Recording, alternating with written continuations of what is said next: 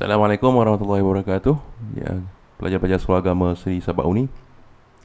Pada hari itu kita sudah membaca iaitu mengenai kitab At-Taurat dan kemudian isi kandungan kitab At-Taurat sehinggalah sampai muka surat 32 iaitu nombor 7.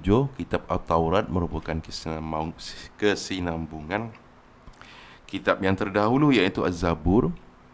Jadi untuk hari ini kita sambung iaitu kitab Al-Injil, kemudian Al-Quran, yang mana pelajar sudah membuat buku aktiviti sepatutnya sampai tajuk kita At-Taurat ni saja. Tapi ada yang dah sampai Al-Quran, dah sampai hujung dah saya tengok.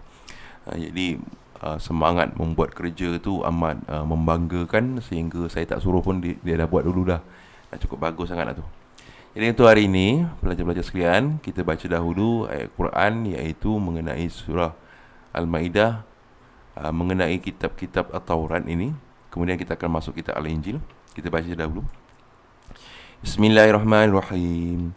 Inna anzalna at-Taurata fiha hudaw wa nur yahkumu biha an-nabiyyuna allazina aslamu lillazina hadu والربانيون والأحبار بما استحفظوا من كتاب الله وكانوا عليه شهداء. Baik, surah Maidah ayat yang ke-44. Artinya sesungguhnya kami telah menurunkan kitab At-Taurat yang mengandungi petunjuk dan cahaya dan menerangi dengan kitab-kitab itu nabi-nabi yang menyerah diri kepada Allah, menetapkan hukum bagi orang-orang Yahudi. Untuk Yahudi saja Taurat ni. Dan ulama pendeta-pendetanya sebab mereka diamanahkan memelihara dan menjalankan hukum-hukum dari kitab Allah itu. Dan mereka pula adalah menjadi penjaga dan pengawasnya dari sebarang perubahan. Kita masuklah tajuk hari ini iaitu kitab Al-Injil.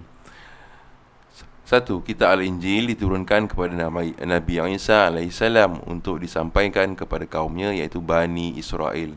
Bani ni kaum, Israel ni iaitu Nabi Yaqub, iaitu kaum-kaum yang berasal daripada keturunan Nabi Yaqub, ya. Baik. Kita sambung pembelajaran kita. Nombor 2. Kitab ini mengandungi keterangan dan hukum yang khusus untuk umat Nabi Isa saja.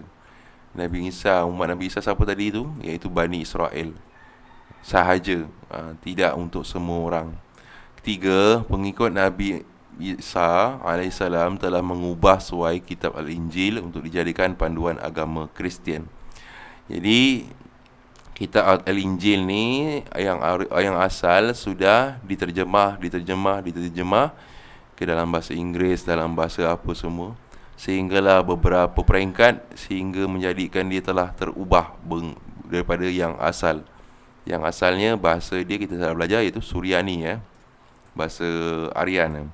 Yang keempat, antara perkara yang diubah suai di dalam kitab Al-Injil adalah menyatakan Nabi Isa alaihissalam adalah anak kepada Tuhan. Sebenarnya dalam kitab Al-Injil tidak menyebut pun Nabi Isa ini sebagai anak Tuhan. Dia cuma letak dengan Bismillah tu diubah. Yang itu Bismillah, yang dalam itu tak ada pun menerangkan mengenai keadaan anak Tuhan, ya. Bismillahirrahmanirrahim, itu saja patutnya, tapi dia letak dengan nama Allah dan Nabi Isa anak Tuhan, macam sebegitu. 5. Sebab berlakunya penyelewengan ke atas isi kitab terdahulu At-Taurat dan Injil ialah berpunca daripada rasa dengki golongan ahli kitab terhadap penelantikan Nabi akhir zaman iaitu Nabi Muhammad SAW dari bangsa Arab, bukan dari kalangan mereka. Siapa punya kerja ni yang merosakkan kitab Taurat dan Injil ni? Iaitu bangsa ini, bangsa Yahudi. Dia tak suka bangsa Arab, ya, dia tak suka bangsa Arab. Dia rasa bangsa dia bangsa yang hebat.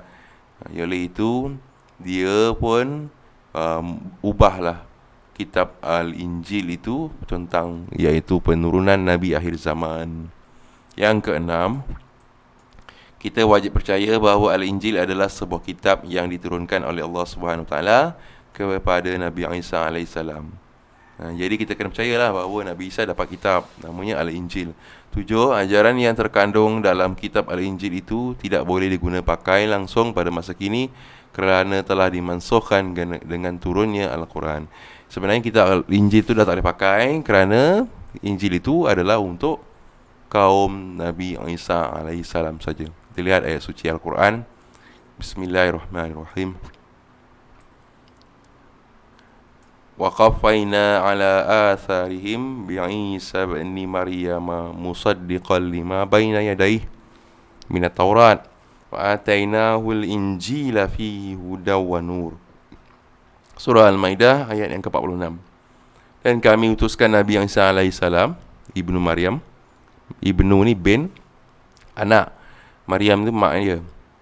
Dia binkan kepada maknya.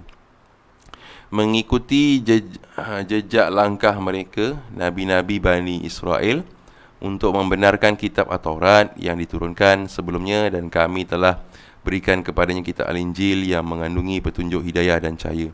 Iaitu ayat ini nak ceritakan bahawa Nabi Isa ni nak menyatakan bahawa kitab Taurat yang dia bawa tu adalah benar dengan kedatangan kitab Al-Injil. Dia nak Injil ini membenarkan At-Taurat. Al-Quran turun membenarkan Al-Injil dan At-Taurat. Sebegitu ya. Orang lain, contohnya orang lain dibenarkan, kita cakap, orang lain dia kata dia tu betul lah tu. Segitu. Iaitu membenarkan ya. Yang kedua, kitab Al-Injil yang ada pada masa sekarang telah dipecahkan kepada 4 bahagian, dan kandungan keempat-empat bahagian ini adalah bercanggah antara satu sama lain. Injil ni 4 bahagian ni sebenarnya itu yang tebal tu, iaitu Injil yang dalamnya ada kitab Zabur, ada kitab At-Taurat dan juga suhuf-suhuf. Jadi tebal di situ. Yang ketiga, perbuatan mengubah suai kitab Al-Injil ini diberi amaran keras oleh Allah Subhanahu Wa Taala dalam Al-Quran melalui firman-Nya, Ya ahlal kitab, la taghlu fi dinikum wa la taqulu 'ala Allahi illa al-haq. Innamal masihu Isa ibn Maryam rasul. Okey. Pelajar-pelajar sekalian, kita sambung muka surat sebelah yang terakhir untuk hari ini, iaitu tentang ayat suci Al-Quran membenarkan kitab Al-Injil. Ayat tadi bersambung. Allahi wa kalimatuhu alqaha ila Maryam wa ruhum min fa aminu billahi wa rusulih wa la taqulu thalatha intahu khairan lakum innamallahu ilahu wahid subhanahu ayyakuna lahu walad subhanahu ayyakuna lahu waladun lahu ma fis samawati wa ma fil ard wa kafa billahi wakila. Surah An-Nisa ayat 171. Wahai ahli kitab, iaitu Yahudi dan Nasrani. Nasrani ni bangsa kepada orang yang mengikut Injil. Yahudi ni bangsa kepada yang mengikut Taurat. Yahudi ni Yahuza, nama anak Nabi Yaqub. Dia bangsa Yahudi. Okey. Janganlah kamu melampaui batas dalam perkara agama kamu, dan janganlah kamu mengatakan sesuatu terhadap Allah melainkan yang benar. Sesungguhnya Al-Masih Isa ibnu Maryam, Al-Masih ni gelaran kepada Nabi Isa. Masih ni maksudnya yang menyapu, menghilangkan ya. Sekarang disebut Kristen. Kristian tu iaitu Al-Masih lah. Hanya seorang pesuruh Allah dan kalimatullah yang telah disampaikannya kepada Maryam, dan ia juga tiupan roh daripadanya. Maka berimanlah kamu kepada Allah dan Rasul-Rasulnya, dan janganlah kamu mengatakan Tuhan itu 3.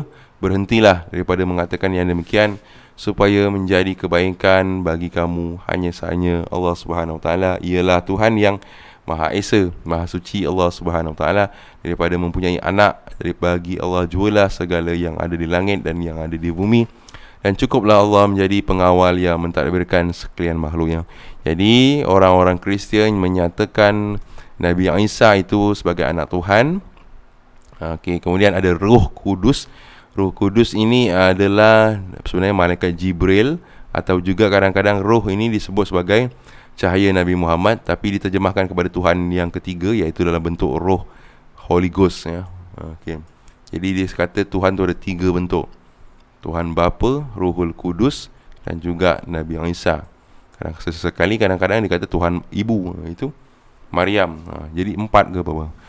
Baik, pelajar-pelajar sekian, setakat itu saja dahulu untuk hari ini. Kita pelajari apa, iaitu tentang kitab Injil, bahawa diturunkan kepada Nabi Isa. Kemudian siapa pengikutnya, iaitu kaum bangsa Yahudi, Bani Israel. Kemudian apakah yang Nabi yang Isa benarkan, iaitu benarkan tentang kitab Taurat. Kemudian apakah ajaran yang boleh pakai, adakah ajaran yang boleh pakai, tak boleh pakai kerana telah dimansuhkan. Kemudian beberapa ayat suci Al-Quran yang membenarkan tentang Nabi Isa dan juga Nabi Musa AS. Untuk itu setakat ini saja dahulu.